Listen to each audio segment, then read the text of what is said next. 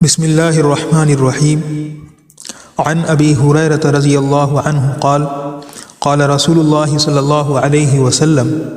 الایمان بضع وسبعون شعبہ فافضلها قول لا الہ الا اللہ وادناها اماطة الاذى عن الطریق والحیاء شعبۃ من الایمان۔ حضرت ابو ہریرہ رضی اللہ عنہ سے روایت ہے کہ رسول اللہ صلی اللہ علیہ وسلم نے ارشاد فرمایا، ایمان کی 70 سے زیادہ شاخیں ہیں، ان میں سب سے افضل شاخ لا الہ الا اللہ کا کہنا ہے، اور ادنا شاخ تکلیف دینے والی چیزوں کا راستے سے ہٹانا ہے، اور حیا ایمان کی ایک اہم شاخ ہے۔ فائدہ: حیا کی حقیقت یہ ہے کہ وہ انسان کو غلط کام سے بچنے پر آمادہ کرتی ہے اور صاحب حق کے حق میں کوتاہی کرنے سے روکتی ہے۔ معزز سامعین، اس حدیث میں بتایا گیا ہے کہ ایمان کی 70 سے زیادہ شاخیں ہیں، اور یہاں 70 سے مراد یعنی کہ ایمان کی بہت سی شاخیں ہیں۔ عربی میں جب 70 کا لفظ یا اس طرح کا کوئی لفظ بیان کیا جاتا ہے تو اس کا مطلب ایگزیکٹ وہی عدد نہیں ہے، بلکہ اس سے مراد ہوتا ہے کہ بہت زیادہ۔ تو یہاں پر مراد یہ ہے کہ ایمان کی بہت زیادہ شاخیں ہیں، اور اس میں سب سے افضل لا الہ الا اللہ کا کہنا ہے۔ لا الہ الا اللہ کا کہنا یعنی اللہ کو ماننا، اللہ کی ماننا، یعنی اللہ پر بھی ایمان ہو، اور اللہ نے جتنی باتیں ہم سب کو ماننے کے لیے کہا ہے، سب باتوں پر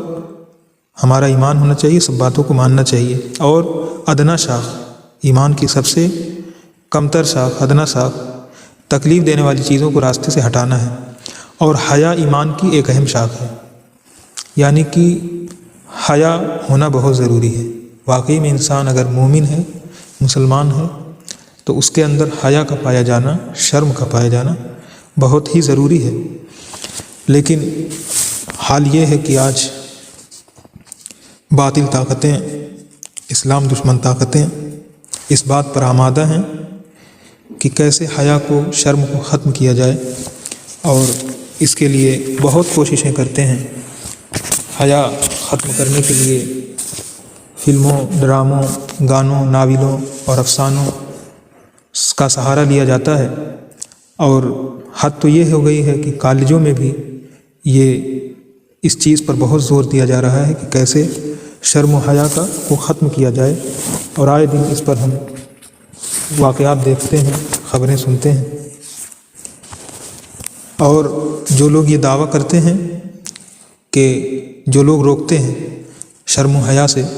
کہ شرم و حیا نہیں کرنی چاہیے، ان کا کہنا یہ ہے، ان کا دعویٰ یہ ہے کہ یہ انسان کی ترقی میں رکاوٹ ہے۔ حالانکہ نبی کریم صلی اللہ علیہ وسلم کی حیا کے بارے میں ایک صحابی نقل کرتے ہیں کہ آپ کے اندر حیا اتنی زیادہ تھی کہ جیسے کنواری کوئی لڑکی اپنے پردے میں ہو کتنی شرمیلی ہوتی ہے، تو اس طرح کا شرم آپ کے اندر تھا۔ حالانکہ اگر آپ کے کارناموں کو دیکھا جائے تو آپ کی نبوت، آپ کا جہاد،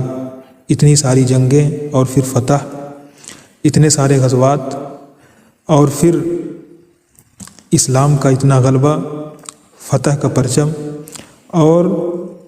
سب کے دلوں پر چھا جانا ظاہر ہے۔ اور حیا اس درجے کی،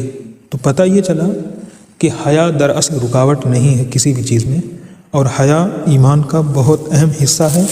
اور حیا کرنا بہت ضروری ہے۔ حیا کیا ہے؟ ایک مثال کے ذریعہ میں اپنے سامعین کو سمجھانے کی کوشش کرتا ہوں۔ جیسے آپ کوئی غلطی کر رہے ہیں اور اس کا پتہ چلنا لوگوں کو برا لگ رہا ہو، آپ کوئی غلطی کر رہے ہوں اور کوئی بھی کام آپ کر رہے ہوں اور آپ کے دل میں یہ کھٹک ہو کہ کوئی دیکھ نہ لے، تو پھر اس کا مطلب ہے کہ وہ کام غلط ہے، یعنی کہ آپ کے اندر حیا ہے۔ لیکن آپ کچھ کام کر رہے ہیں اور وہ غلط ہے، لیکن آپ کو اس کا کچھ خوف بھی نہیں ہو رہا ہے، نہ اللہ کا خوف نہ لوگوں کا، تو پھر یہ اس بات کی علامت ہے کہ آپ کے اندر حیا نہیں ہے۔ ایک بچہ ہے 2-3 سال کا، اور ماں نے کسی چیز سے اسے روکا ہے کھانے کے لیے اور وہ نہیں کھاتا ہے، لیکن جب کبھی وہ خالی میں ہوتا ہے، ایسی جگہ پر ہوتا ہے جہاں پر اس کی ماں نہیں ہے، تو پھر وہ چھپ کر کے کھا لیتا ہے۔ لیکن اگر اسے پتہ چل جائے کہ کہیں سے ماں دیکھ رہی ہے یا نظر پڑ جائے تو وہ رک جاتا ہے۔ تو ظاہر ہے اس بچے کے لیے اس کی نظر میں اس کی ماں ہی سب کچھ ہے، اس کے باپ ہی سب کچھ ہے، تو پھر وہ رک جاتا ہے۔ تو یہ جو ڈر ہے یہ دراصل ایک طرح کا شرم ہے، لیکن اگر یہ شرم ختم ہو جائے تو پھر انسان کے ہٹ کر کے وہ حیوان بن جاتا ہے۔ نبی پاک صلی اللہ علیہ وسلم نے فرمایا کہ پچھلے پیغمبروں میں سے ایک پیغمبر کی یہ نصیحت ہے کہ اذا فاتک الحیا فافعل ما شئت، کہ اگر شرم نہیں ہے تو جو چاہو کرو، اب تم جانور ہو۔ تو شرم کا ہونا بہت ضروری ہے۔ شرم نہ ہو تو پھر انسان کی شکل میں دراصل ایک حیوان ہے۔